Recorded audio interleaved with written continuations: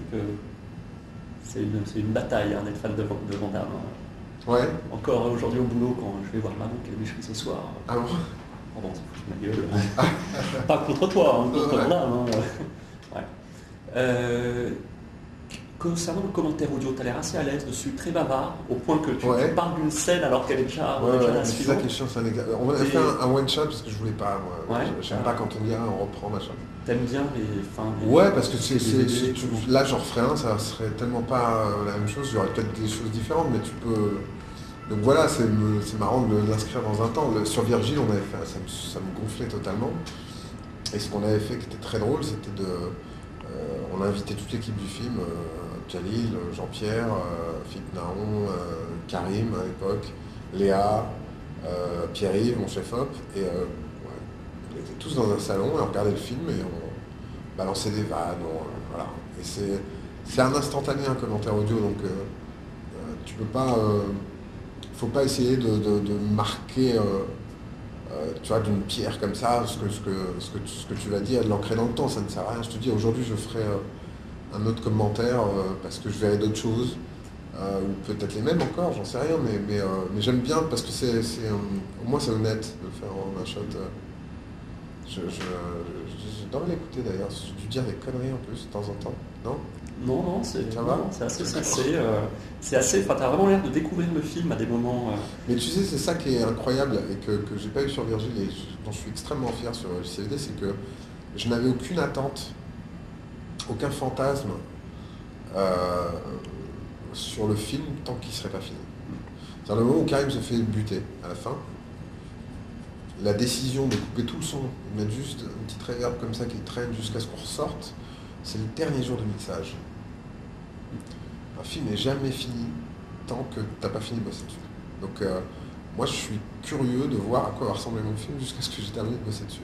Et je dis le mix, on était au mix, c'était le dernier jour. Pour un vrai, je dis non, refaites un passage, je prends les boutons, je coupe tout et je me rends compte que ça procure 5 fois plus d'émotion d'être dans un espèce de truc affolé comme ça, où t'as pas de son, t'as juste la réverb du coup de feu jusqu'à ce qu'on ressorte de la poste, et qui était 5 fois plus fort que ce qu'on avait fait juste avant. T'entendais Karim, c'est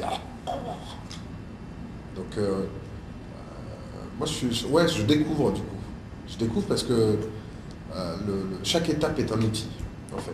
T'écris un scénario, tu ne dis pas que tu as écrit le scénario, tu te dis c'est un bon outil, je suis prêt à aller tourner avec. Tu arrives au tournage, tu as des comédiens qui te proposent des choses, tu as un machinot qui n'a pas bouffé de Fayot, qui a bouffé des Fayots, qui ne se sent pas très loin, qui ne peut pas pousser à la vie, donc il faut que tu trouves une autre. Le cinéma est fait de tellement de choses différentes entre.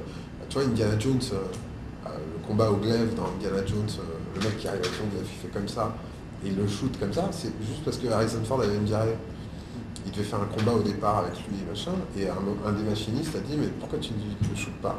3 personnes qui rient sur le plateau, Spielberg dit voilà, ça c'est une idée, et ils y vont, et c'est une des scènes les plus cultissimes.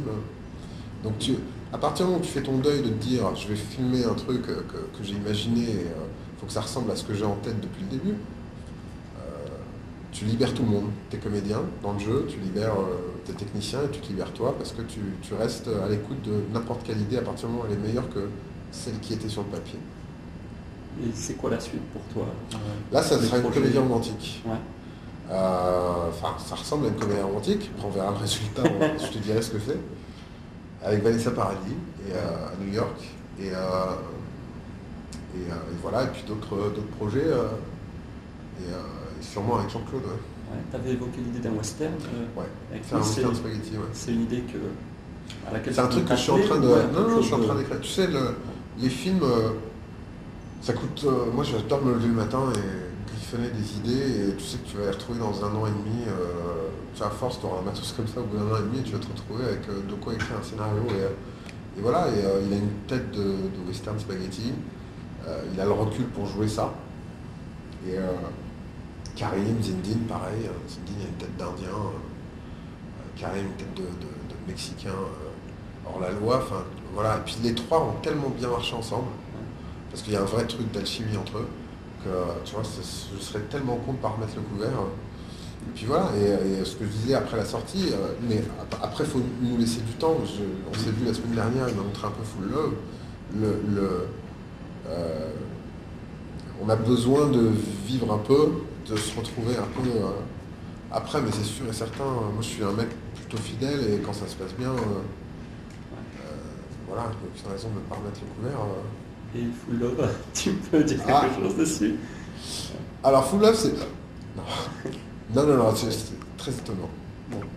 Très étonnant, c'est ce que je peux dire. Tu sais ce qu'il va faire après ou t'en as un peu discuté? Je crois qu'il y a eu... on a discuté, il y a Universal Soldier. Ouais, apparemment, ouais. Et après, je sais pas. Ouais, apparemment, cette semaine, il a refusé de jouer dans le prochain film de Stallone.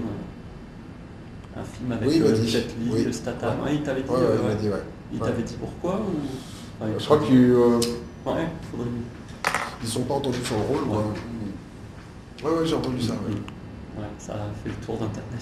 Oui, parce que forcément, Stallone a entendu parler de JCVD, donc il dit ah, ça y est, il a la cote. Tu vois, donc je sais pas s'il a pensé que la demeure c'était pas honnête ou quoi, je sais pas. On n'a pas été plus en détail. Ouais. On a parlé des retours qu'il avait eu d'Hollywood sur JCVD, il a évoqué Stallone, effectivement. J'ai une dernière question, j'ai l'impression de faire. Ouais. C'est concernant la promo aux États-Unis. Ouais. Que Van Damme a annulé au dernier moment. Le fameux chien. Ouais, c'était vrai ça, cette histoire de chien. Ouais. Tu vas le voir dans Full Love. D'accord. Le chien. Ouais. Parce qu'apparemment, je sais qu'il a beaucoup de chiens, qu'il avait un chien handicapé et tout, qu'il est très proche des animaux. Ah non, il est très donc proche. Ça me semblait assez possible. Ah non, c'est vraiment pas des conneries. Ouais. Après de le dire, est-ce que c'est intéressant? C'est autre chose, mais voilà, c'est Jean-Claude, c'est quelqu'un d'honnête plutôt là-dessus, mais voilà, est-ce que sa présence aux États-Unis aurait changé un truc? Enfin voilà, moi j'aurais tendance à dire que oui, parce qu'il faut faire la promo des films, surtout quand on est fier. Donc voilà, mais après c'est Jean-Claude, avec toute l'affection que j'ai pour lui. Je te remercie. De rien.